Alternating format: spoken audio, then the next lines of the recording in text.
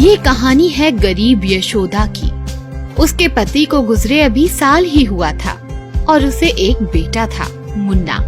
यशोदा एक बंगले के लिए लगाने वाले ईंटे का उठाने का काम करती थी और उसके बेटे के साथ वो एक छोटी सी झुग्गी में रहती थी।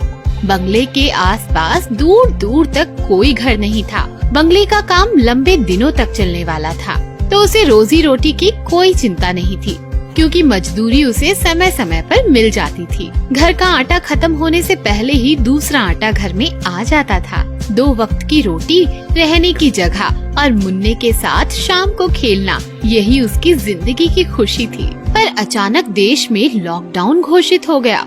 उसका काम भी बंद हो गया। उसकी उम्मीदें अब टूटने लगी, क्योंकि घर में खाने के लिए आटा खत्म होता जा रहा था। मानसिक तनाव भी बढ़ता जा रहा था। कल से मुन्ना को भी खाने को कुछ नहीं मिल पाएगा। वो भगवान से प्रार्थना करने लगी, हे भगवान, मैं मुन्ना को किस मुंह से मना करूंगी रोटी को। कल जब उसे भूख लगेगी तो वो मेरी तरफ देखेगा। अड़ोस पड़ोस में भी तो कोई नहीं है जिससे मांग कर खिला सकूं।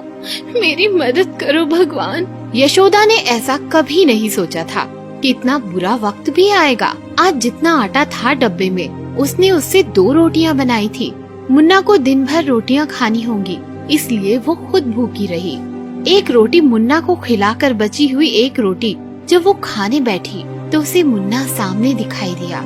मुन्ना को अगर रात में भूख लगी तो क्या खिलाऊंगी उसे? वो सोच में पड़ गई। फिर से उसने सोचा, मुन्ना ने एक दिन पूरी एक रोटी नहीं खाई तो क्या बिगड़ेगा? पेट की आग अब मातृत्व पर हावी हो गई थी। अच्छा ठीक है, आधी ही खा लेती हूँ, आधी मुन्ना के लिए रखती हूँ। ऐसा सोचकर उसने आधी रोटी खा ली और खूब पानी पी लिया। अब उसे एक ही सवाल बार बार सता रहा था कि कैसे आधी ही रोटी दिन भर मुन्ना को खिलाएगी।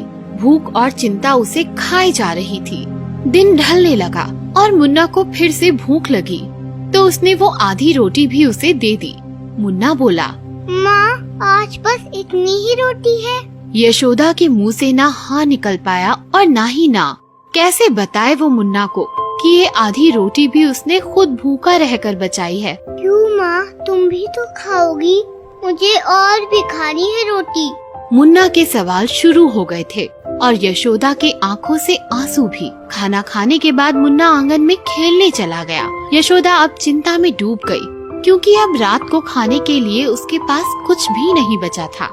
वो भगवान से प्रार्थना करने लगी, हे भगवान, मेरे लिए नहीं पर मुन्ना के लिए तो कुछ दे दो। और वो रोने लगी। थोड़ी देर बाद उसे एक गाड़ी की आवाज सुनाई देती है। गाड़ी से एक आदमी उतरा और माइक पर बोलने लगा, हम यहाँ आपकी मदद के लिए आए हैं। जिसे भी आटे की जरूरत है यहाँ आकर ले जाए। 1-1 किलो आटा हर परिवार को दिया जाएगा। आवाज सुनकर आस पड़ोस वाले इकट्ठे हुए। ये सुनकर यशोदा के चेहरे पर भी खुशी की लहर दौड़ पड़ी। वो मुन्ना से बोली, जल्दी भाग मुन्ना, कहीं भीड़ ना हो जाए। हमें वो आटा हर हाल में मिलना चाहिए, भाग जल्दी। ये सुनकर मुन्ना भी जोर से दौड़ने लगा, पर वो कुछ दूर दौड़ने के बाद नीचे गिर गया। उसे चोट आई और खून बहने लगा। फिर भी यशोदा ने उसे वैसे ही उठाया और तेजी से गाड़ी की तरफ भागी। मुन्ना जोर जोर से चिल्ला रहा था, पर यशोदा का पूरा ध्यान अब सिर्फ 1 किलो मिलने वाले आटे पर था। यशोदा लाइन में खड़ी हुई, पर अभी भी मुन्ना जोर जोर से रो रहा था। चोट काफी गहरी थी। वहाँ खड़े एक सज्जन आदमी ने ये देखा और उसे आगे बुलाकर उसके हाथ में 1 किलो आटे की थैली थमा दी। यशोदा ने अपने दोनों हाथ जोड़कर उनकी तरफ कृतज्ञ से देखा और अपनी झुग्गी की तरफ चल पड़ी। बस मुन्ना अब अपने घर आ गया। आज तो मैं तुम्हें भर पेट खाना खिलाऊंगी। झोपड़ी में पहुँचते ही उसने वो आटे की थैली रोटियां बनाने के लिए एक बर्तन में पलट दी, पर उसकी आंखें आटा देख फटी की फटी रह गई, क्योंकि आटे के बीच कुछ नोट निकलकर बर्तन में पड़े थे। वो उन नोटों को छूकर देखने लगी। कुछ 5000 रुपए थे। जिंदगी में पहली बार उसने इतने पैसे एक साथ देखे थे। खुशी के मारे उसे समझ ही नहीं आ रहा था कि हंसे या रोए। उसकी आंखों से आंसू बहते जा रहे थे। और मन ही मन वो देवदूत को दुआएं भी दे रही थी। दोस्तों, इस कठिन समय पर हम सबका फर्ज बनता है कि किसी जरूरतमंद की मदद करें, वो चाहे आर्थिक हो या मानसिक।